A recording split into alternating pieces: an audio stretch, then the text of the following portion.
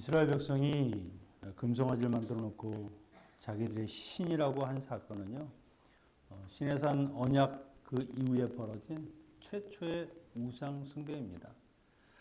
그 죄악의 심각성은 말로 다할 수가 없는 것이죠. 이것은 하나님께서 절대 금지의 명령을 하신 제1계명, 나 외에 다른 신을 섬기지 말라. 제2계명, 나를 위해 새긴 우상을 만들지 말라 하는 두 계명을 어긴 겁니다.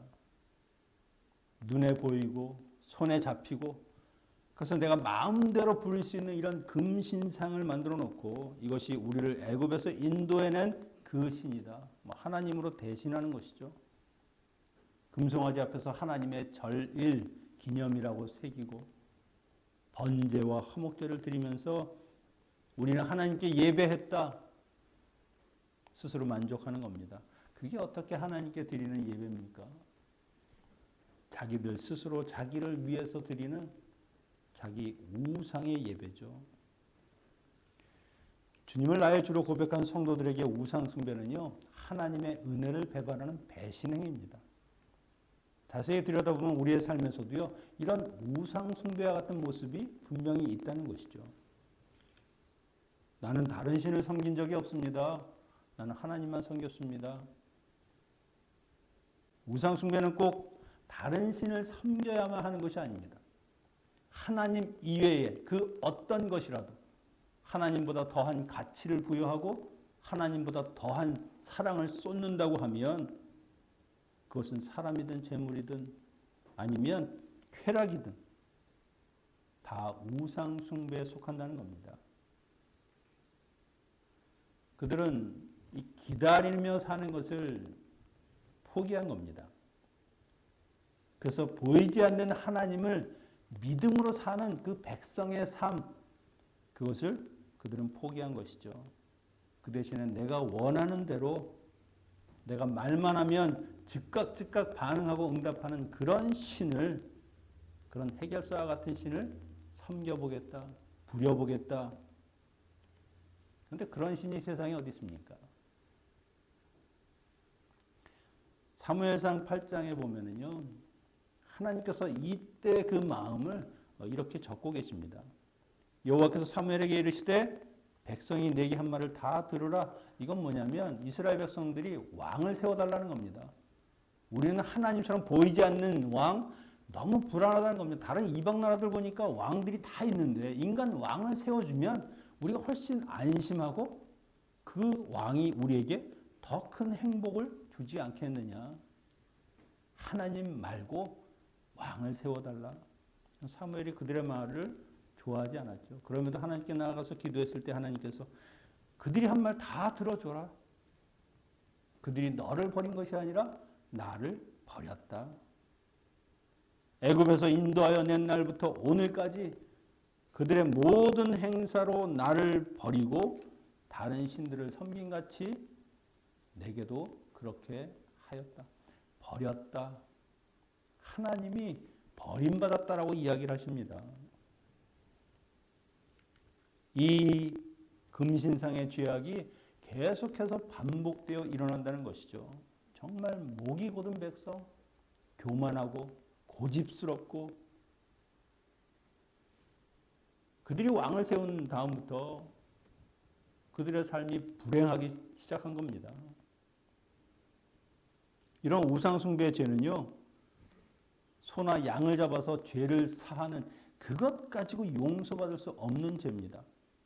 하나님과 맺었던 언약, 그 피로 부어서 이것을 깨는 사람은 반드시 죽을 것이다. 언약을 파기한 죄로 이제 이스라엘 백성은 모두 죽어야 하는 겁니다. 그런데 어떻게 이 죽음에서 벗어날 수가 있습니까? 여기에서 그 진노 대신에 하나님의 사랑과 긍휼을 베풀어 달라고 간청하는 모세의 중보기도가 드려지는 것이죠.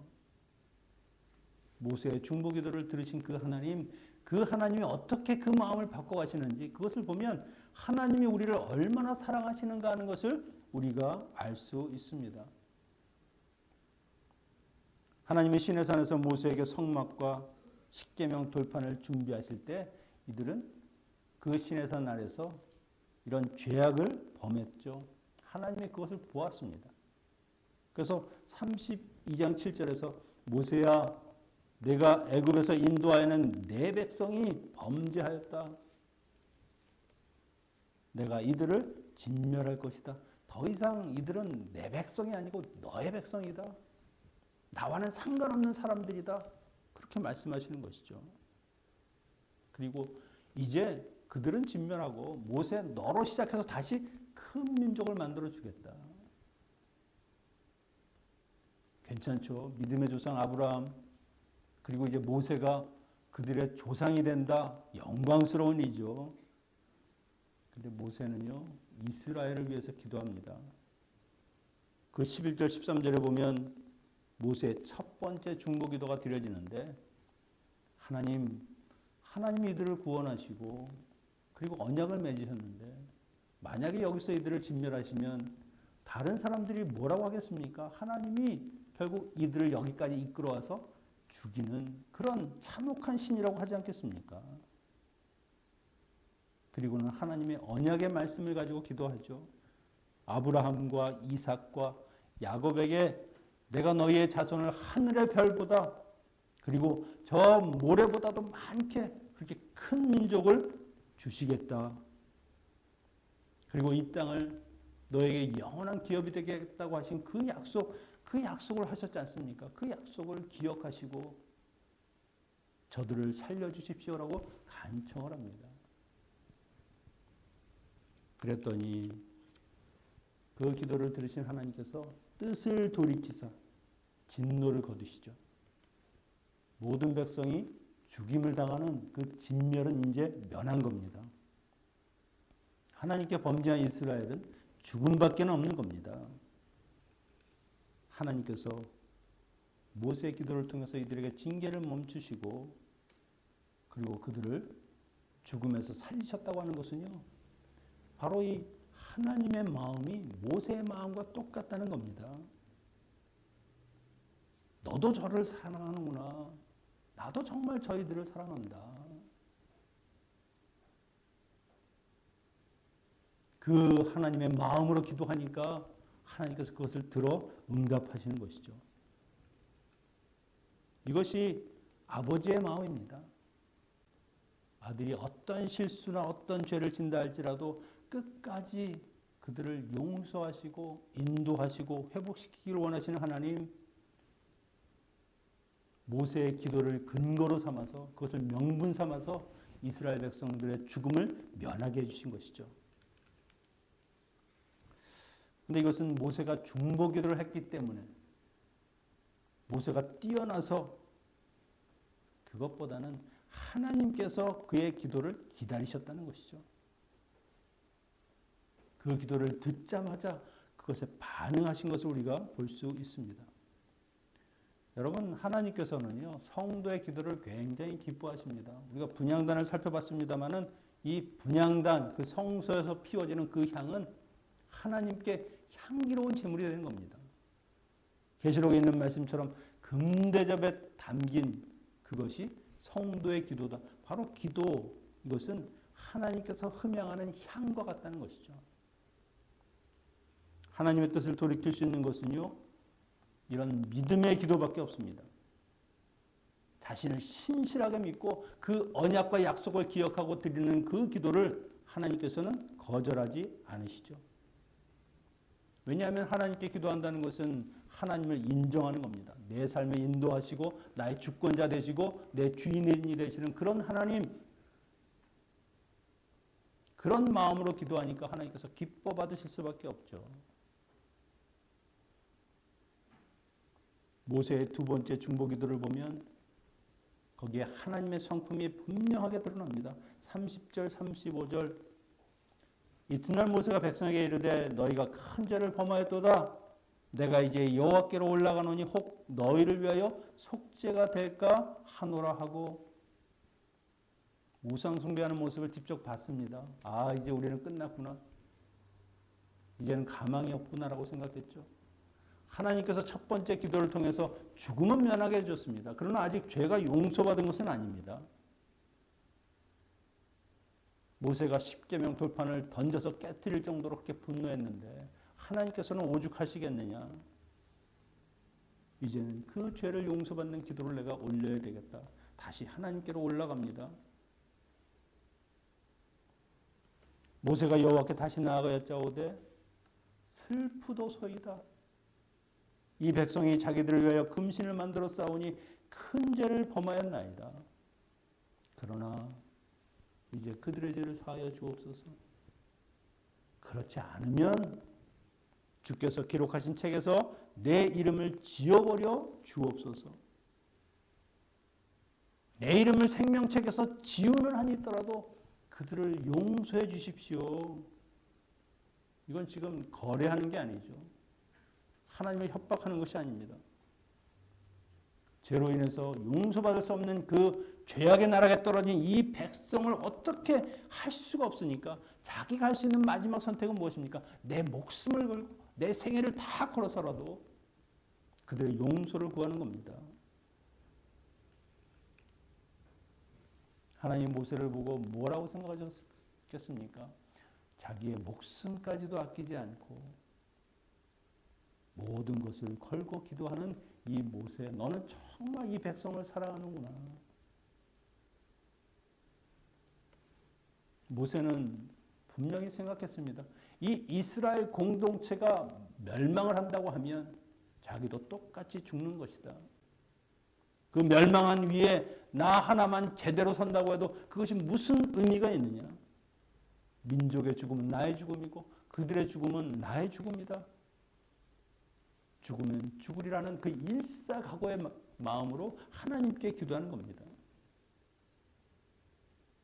한 민족을 지도하는 지도자의 모습이 얼마나 아름답습니까?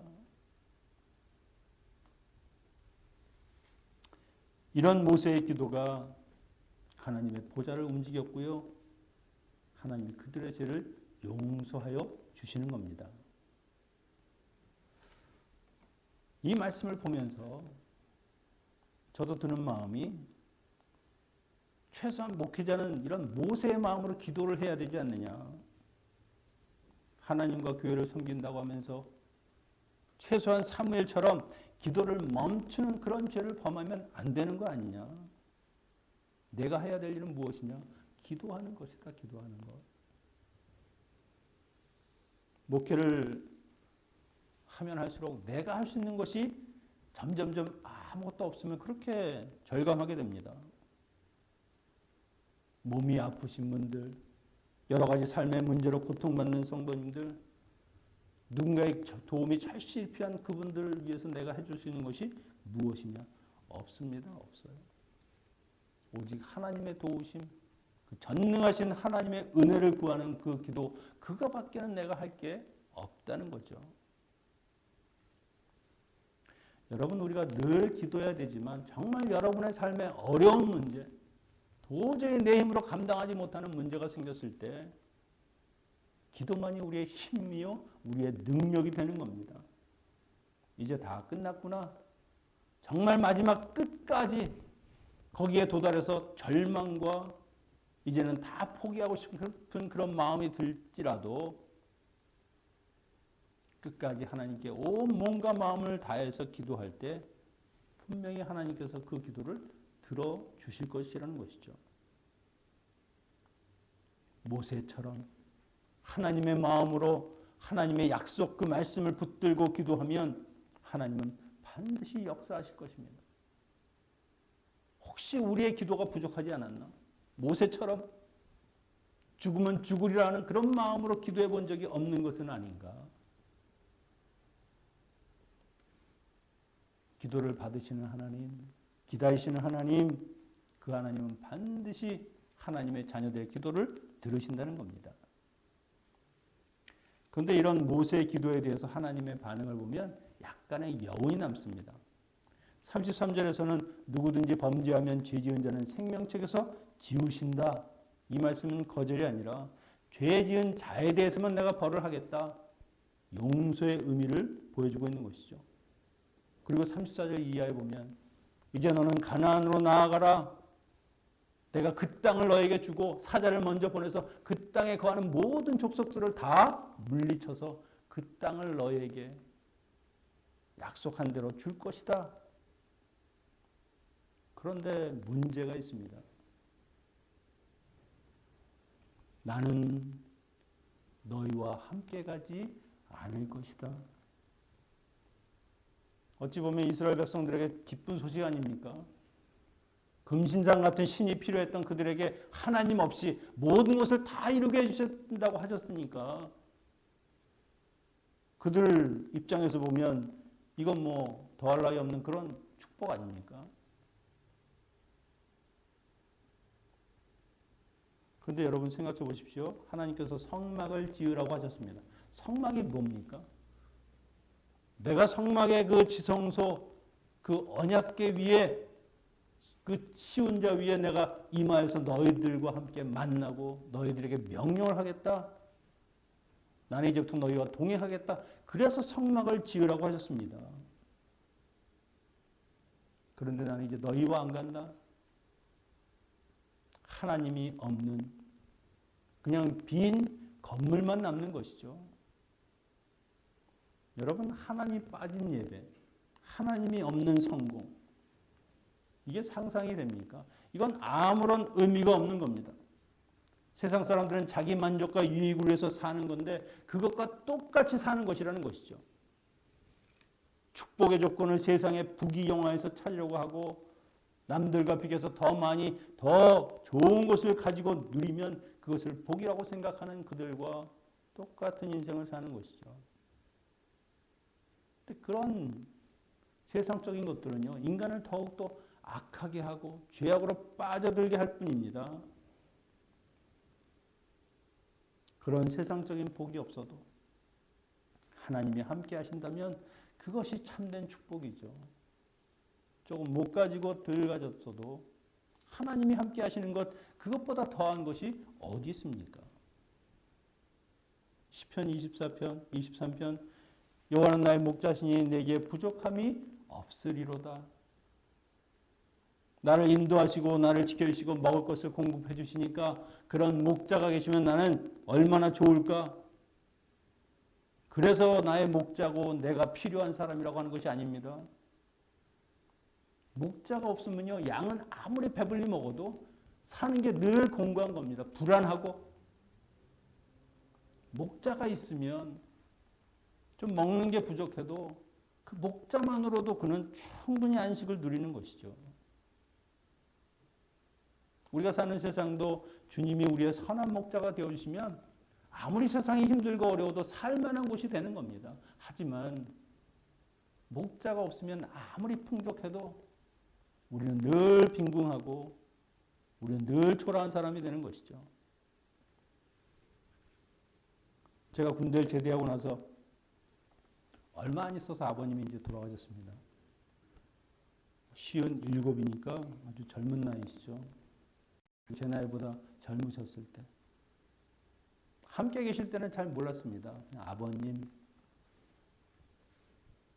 근데 안 계시고 나니까 내게 뭘 꼭 해줘서가 아니고 그냥 옆에만 계셔도 그냥 든든한 울타리가 되고, 아, 아버님이라고 하는 존재가 이런 거구나. 옆에 있는 것, 나와 함께하는 것, 그것만이라도 내게는 얼마나 큰 복인가. 여러분, 인간은 하나님을 떠나서는 참된 삶의 의미를 발견할 수가 없습니다. 그 공허함을 채우려고 다른 것을 아무리 찾아봐도 그 빈자리를 채울 수 있는 곳은 이 세상에 없습니다.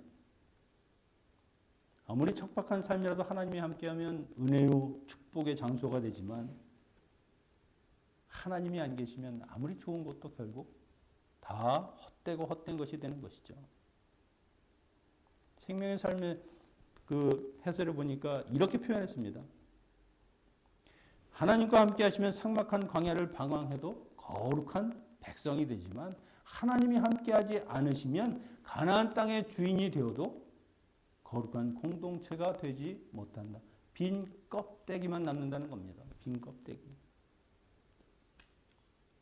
그래서 하나님의 성도는 이 세상을 살아갈 때 세상의 쾌락과 권세와 물질이 아니라 하나님의 말씀으로 동행하는 삶, 그것으로도 만족하고 기뻐하는 그런 삶을 살아야 한다는 것이죠. 하나님이 이제 나는 너희와 함께하지 않는다. 너희끼리 가라. 내가 다 해주겠다. 그 말을 들은 백성들은 이전과는 완전히 다릅니다. 4절에 보니까 백성이 준엄한 말씀을 듣고 슬퍼하여 한 사람도 자기의 몸을 단장하지 아니하니. 슬퍼한다. 이 말은요, 자식이 죽었을 때 하는 그런 애통함입니다. 가뭄이나 기근, 극심한 재앙으로 인해서 정말 처절한 탄식을 하는 것이 바로 이 슬퍼하는 겁니다. 지금 정말 아버지가 돌아가신 것 같이 그 하나님의 말씀에 대해서 너무나 큰 슬픔을 하고 있다는 것이죠. 단장품으로 자기의 외모를 치장하지 않는 것은요, 이것은 내적인 그런 외적인 하나님 앞에서 완전히 모든 것을 다 내려놓고 무릎을 꿇는 것과 똑같은 겁니다. 그들이 진정으로 회개하고 있는 모습이 바로 이 모습이죠. 금송아지 앞에 있을 때는 뭔가 홀린 듯이 그냥 신나게 뛰어놀던 그 사람들이 이제는 하나님 앞에서 자신의 죄를 깨닫고 자신을 위한 모든 행위를 다 멈췄다는 겁니다. 다 끊어냈다는 겁니다. 이런 백성들의 회개를 보신 하나님께서 너희의 장신구를 제하라. 그리하면 내가 한번 생각해 보겠다. 이건 용서하시겠다는 쪽으로 마음이 돌이키셨다는 것이죠. 백성들은 하나같이 자기의 단장품을 다 제거하고 하나님의 명령을 기다립니다. 14절에 가면 내가 친히 너희와 함께 가리라. 모세 너를 쉬게 하리라. 그리고 용서시로 모세에게 하나님이 어떤 분이신지 하나님의 그 신실하심, 긍휼하심을 그대로 설명하시고 들려주십니다. 여러분,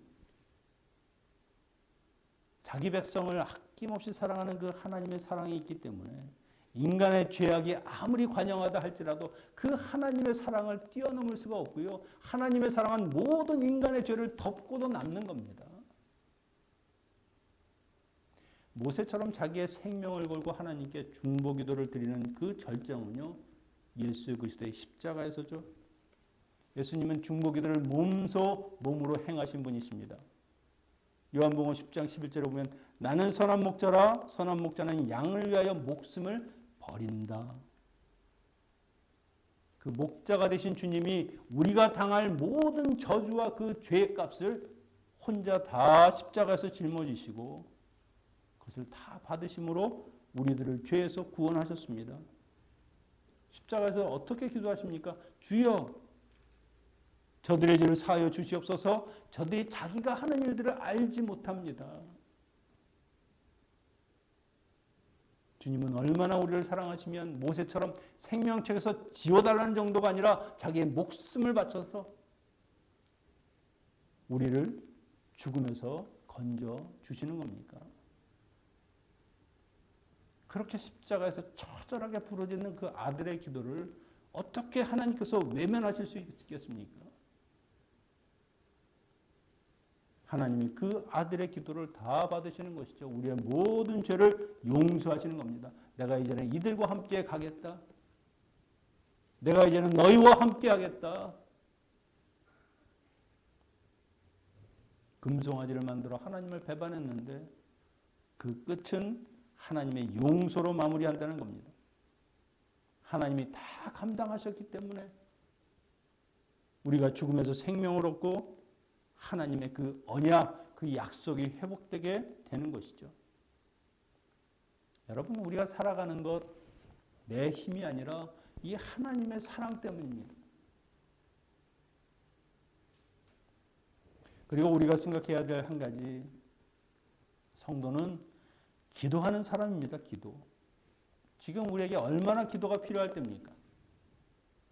우리의 자녀와 우리의 가족들, 우리의 공동체, 우리가 속한 이 나라와 이 사회를 위해서 우리가 기도를 쉬면 우리는 죄를 짓는다는 것이죠. 내 기도가 작은 것 같지만 그 기도가 하나님의 보좌를 흔들고 움직이고 하나님의 마음에 합한 기도, 하나님의 언약의 말씀에 근거한 기도를 올려드리면 하나님이 결코 외면하지 않으시는 것이죠.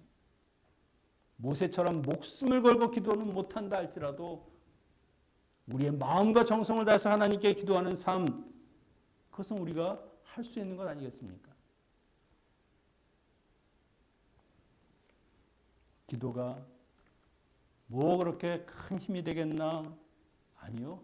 기도는 정말 가장 강한 힘이 있습니다. 분향단의 그 향을 기뻐 받으시는 그 하나님, 나는 연약하지만 하나님은 온 우주를 창조하시고 전지전능하시며 온 세상에 편재하신 분이시기 때문에 그 하나님이 들으시고 행하시면 못 이룰 수 있는 일이 무엇이 있겠습니까? 여러분, 하나님께 기도하는 삶을 살아야 합니다. 우리의 기도가 모세가 이스라엘 백성들을 살린 것처럼 우리의 가정과 우리의 가족들과 우리의 공동체를 반드시 살릴 뿐만 아니라 그들을 변화시키고 하나님 안에 온전한 주의 자녀들이 되게 하여 주실 것입니다. 저희가 주일에 우리 김봉영 권사님 인도하시는 중보기도 모임, 금요일날 저녁에 와서 예배하는 금요기도회, 또 토요일날 새벽 예배 있습니다. 저는 저희 성도님 아직 다 보지 못했어요. 금요일이나 새벽에. 매일 우리 함께 보는 분, 장로님, 권사님, 집사님들 기도하면 하나님이 들으십니다. 이 놀라운 은혜를, 이 놀라운 사랑을 우리가 함께 경험하고 함께 하나님 앞에 나아가는 주의 백성들 되시기를 축원합니다. 기도하겠습니다. 이 시간에도 우리의 기도를 들으시기 원하시는 아버지 하나님, 아버지의 마음을 깨달을 수 있는 믿음을 주시고 그 마음으로 기도하며 아버지가 기뻐 받으시는 향기로운 자녀들이 되게 하여 주시옵소서.